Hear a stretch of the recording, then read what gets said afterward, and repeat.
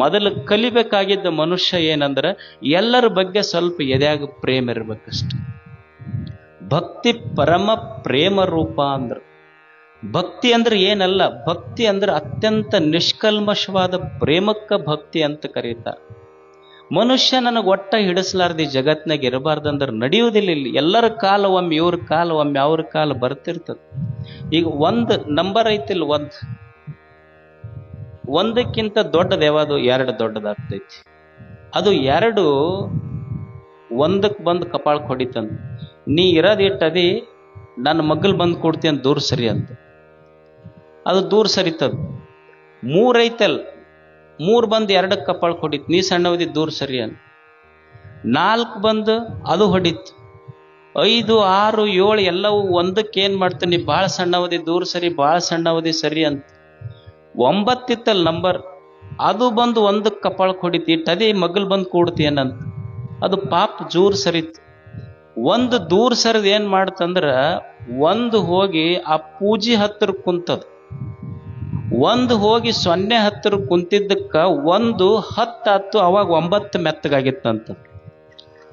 ಅಂದ್ರೆ ನಾವ ಬಹಳ ದೊಡ್ಡವರು, ನಮಗಾಗ್ಲಾರ್ದವ್ರು ಯಾರು ಮಗ್ಗಲ್ ಇರಬಾರ್ದು ಅಂದ್ರೆ ಈ ಜಗತ್ತಿನೊಳಗೆ ನಡೆಯುವುದಿಲ್ಲ. ಎಲ್ಲರಿಗೆಲ್ಲರೂ ಬೇಕು, ಎಲ್ಲರಿಗೆಲ್ಲರೂ ಪ್ರೀತಿ ಮಾಡಬೇಕಾಗ್ತೈತಿ. ಎದೆಯಾಗ ಒಂದಿಷ್ಟು ಪ್ರೇಮ ಇರಬೇಕು ಮನುಷ್ಯಾಗ. ಇದು ಒಂದನೇದು. ಪ್ರೇಮ ದೊಡ್ಡದು ಮಾಡ್ತೈತಿ ಜಗತ್ನಾಗ. ಏನಾದ್ರೂ ದೊಡ್ಡದು ಮಾಡುವುದಿದ್ರ ಪ್ರೇಮ. ಈಗ ನೀವು ಹೋಟೆಲ್ದಾಗ ಊಟ ಮಾಡಿ ಬರ್ತೀರಿ.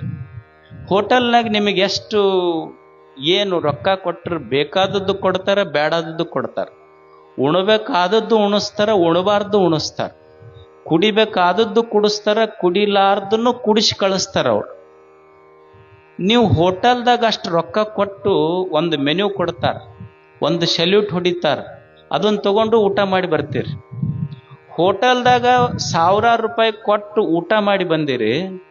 ಮನಿಗೆ ಬಂದ ಕೂಡಲೇ ಮುದುಕಿ ತಾಯಿ ಎದಾಳಲ್ಲ, ನಿಮಗೇನು ಸೆಲ್ಯೂಟ್ ಹೊಡಿದಿಲ್ಲ, ನಿಮಗೇನು ಮೆನ್ಯೂ ಕೊಡೋದಿಲ್ಲ, ಏನೂ ಇಲ್ಲ. ಮುದುಕಿ ಒಂದಿಷ್ಟು ಕಟಿ ರೊಟ್ಟಿ, ಪುಂಡಿ ಪಲ್ಯ, ಒಂದಿಷ್ಟು ಚಟ್ನಿ ಹಚ್ಚಿ ಕೊಡ್ತೈತಿ. ಯಾವಾಗ ಸಂತೋಷ ಅಂತ ಹೇಳಿ? ಹೋಟೆಲ್ದಾಗ ಉಂಡು ಬಂದಾನ, ಅವೇ ಒಂದು ಅರ್ಧ ರೊಟ್ಟಿ ತಿನ್ನಂದ್ರ ಉಂಡಿದ್ದು ಮರ್ತಾನ. ತಾಯಿದ್ದು ಉಣಿಸೈತಲ್ಲ. ಯಾಕೆ ತಾಯಿ ಕೈಯ ನಡಿಗೆ ರುಚಿ ಆತು ಅಂದ್ರೆ ಹೋಟೆಲ್ದವನು ಉಣಿಸ್ಯಾನ, ತಾಯಿನೂ ಉಣಿಸ್ತಾಳ. ಯಾಕೆ ತಾಯಿ ಕೈಯ ನಡಿಗೆ ಅಷ್ಟು ರುಚಿ ಆತು ಅಂದ್ರೆ ಹೋಟೆಲ್ದವನು ಉಣಿಸ್ಯಾನಲ್ಲ, ತಾಯಿನೂ ಉಣಿಸ್ಯಾಳ, ಹೋಟೆಲ್ದವನು ಉಣಿಸ್ಯಾನ. ಹೋಟೆಲ್ದವನ ಕಣ್ಣ ನಿನ್ನ ಪಾಕಿಟ್ ಮೇಲಿತ್ತು, ತಾಯಿ ಕಣ್ಣು ಮಗನ ಮೇಲಿತ್ತು. ಮಗ ಉಂಡು ದೊಡ್ಡವಾಗಬೇಕು, ಅದಕ್ಕೆ ಅದು ಅಷ್ಟು ರುಚಿ ಆತದ್ರಾಗ ಪ್ರೇಮ ಇತ್ತಷ್ಟು. ಹೋಟೆಲ್ನವನೊಳಗ ನಿಮ್ಮ ಬರೇ ಪಾಕಿಟ್ ಮೇಲಿತ್ತು ಅವನು ಗುರಿ. ತಾಯಿದು ಎದಿ ಮೇಲೆ ಮಗ ಉಂಡು ದೊಡ್ಡವಾಗಬೇಕು. ಎದ್ಯಾಗ ಪ್ರೇಮ ಇತ್ತು ತಾಯಿಯೊಳಗೆ. ಸದಯಂ ಹೃದಯಂ ಯಸ್. ಸ್ವಲ್ಪ ಎದ್ಯಾಗ ಸ್ವಚ್ಛ ಪ್ರೇಮ ಇರಬೇಕಷ್ಟ. ಅಲ್ಲಿ ನಮ್ಮ ಪ್ರೇಮ ಹೆಂಗಂದ್ರೆ ವ್ಯಾವಹಾರಿಕ ಪ್ರೇಮಗಳಷ್ಟ.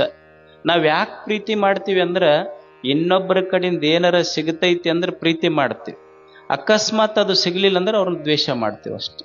ಈಗ ನಮ್ಮ ಸಂಬಂಧಗಳು ಕೆಡ್ತಾವ. ಯಾಕೆ ಕೆಡ್ತಾವ ಅಂದ್ರೆ ಅವ್ರ ಕಡೆಯಿಂದ ಏನಾದರೂ ಅಪೇಕ್ಷೆ ಪಡ್ತೀವಿ, ಸಿಕ್ತು ಚಲೋ ಇರ್ತೈತಿ, ಸಿಗದಿದ್ರೆ ಕೆಟ್ಟಿರ್ತೈತಿ ಅಷ್ಟೆ. ಅಂದ್ರೆ ನಮ್ಮ ಸಂಬಂಧಗಳು ಹೆಂಗಂದ್ರೆ ಏನೋ ಒಂದು ಅಪೇಕ್ಷೆಯಿಂದ ಪ್ರೇಮ ಮಾಡ್ತೀವಿ. ಆದ್ರೆ ತಾಯಿ ಪ್ರೇಮ ಹಂಗಲ್ಲ, ಅದು ಶುದ್ಧ ಪ್ರೇಮ, ಅದು ಪರಿಶುದ್ಧ ಪ್ರೇಮ. ಅದಕ್ಕೆ ಮನುಷ್ಯ ಮನೆ ಚಲೋ ಆಗಬೇಕಾಗಿತ್ತು ಅಂದ್ರೆ ಎದ್ಯಾಗ ಒಂದಿಷ್ಟು ಚಲೋ ಪ್ರೇಮ ಇರ್ಬೇಕಷ್ಟೆ. ನಾಲ್ಗೆ ಮೇಲೆ ಒಂದೆರಡು ಚಲೋ ಮಾತಿರ್ಬೇಕು. ಭಾಷಿತಂ ಸತ್ಯಭೂಷಿತಂ. ನಾಲಿಗೆ ಚಲೋದ್ ಹೇಳ್ತಿರ್ಬೇಕಾರೆ. ಈಗ ದೇವರು ಕಾಗೆ ಐತಿ, ಕಾಗೆಗೆ ಎಷ್ಟು ಅಕ್ಷರ ಕಲ್ಸ್ಯಾನ? ಏನಂತೈತಿ ಅದು? ಕಾ ಕಾ ಕಾ ಇಷ್ಟ ಒಂದ ಅಕ್ಷರ ಕಲ್ಸ್ಯಾನ. ಅದಕ್ಕೆ ಒಂದ ಅಕ್ಷರ ಕಲಿಸಿದ ಕಾಗೆ ಇಡೀ ತನ್ನ ಬಳಗಕ್ಕೆಲ್ಲ ಕರ್ಕೊಂಡು ಊಟ ಮಾಡ್ತೈತಿ. ಕೋಗಿಲೆಗೆ ಎಷ್ಟು ಅಕ್ಷರ ಕಲ್ಸ್ಯಾನ? ಬರೇ ಕೂ ಅಂತ ಒಂದು ಕಲ್ಸ್ಯಾನ, ಹಾಡ್ತೈತಿ. ಸ್ವರ ಸಾಮ್ರಾಟರು ಎಲ್ಲ ಅದಕ್ಕೆ ಕೋಗಿಲೆ ಅಂತ ಹಾಡು ಅಂತ ಹೊಂದಿಸ್ತಾರ. ಅದಕ್ಕೆ ಕಾಗಿಗೆ ಬರೇ ಕಾ ಅಂತ ಒಂದ ಅಕ್ಷರ ಕಲ್ಸ್ಯಾನ, ಎಲ್ಲರನ್ನ ಕರ್ಕೊಂಡು ಉಂಡೈತಿ. ಕೋಗಿಲೆಗೆ ಕು ಅಂತ ಒಂದ ಅಕ್ಷರ ಕಲ್ಸ್ಯಾನ, ಹಾಡು ಹಾಡೈತಿ, ಜಗತ್ತು ತನ್ಮಯ ಆಗೈತಿ. ಮನುಷ್ಯ ಚಲೋ ಆಗಲಿ ಅಂತ 49 ಮೂಲಾಕ್ಷರ ಕೊಟ್ಟ.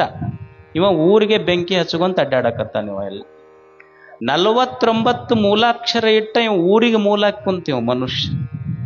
ಅಂದ್ರ ಒಂದು ಸಣ್ಣ ಸಣ್ಣ ಅಕ್ಷರ ಕಲಿಸಿದಂಥ ಪಶು ಪಕ್ಷಿ ಪ್ರಾಣಿಗಳು ಎಷ್ಟು ದೊಡ್ಡ ಮಟ್ಟಕ್ಕೆ ಹೋದು, ಇಷ್ಟು ಚಲೋ ಅಕ್ಷರ ಕೊಟ್ಟು ಭಾಷಾ ಕೊಟ್ಟು ಏನು ಕಲಿಸದ ಮಂತ್ಯ ಕಲ್ತಿದ್ದೇನು ಅಂತ.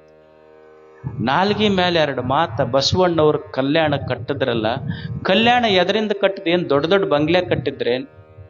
ಅಥವಾ ನಿಮಗೇನಾದರೂ ಉಚಿತವಾಗಿ ಏನಾದರೂ ಕೊಡ್ತೀವಂತ ಹೇಳಿದ್ರೇನು? ಮತ್ತು ಕಲ್ಯಾಣ ಎದರಿಂದ ನಿರ್ಮಾಣ ಆತು? ಎಲ್ಲಿಂದ ಬಂದ್ರು?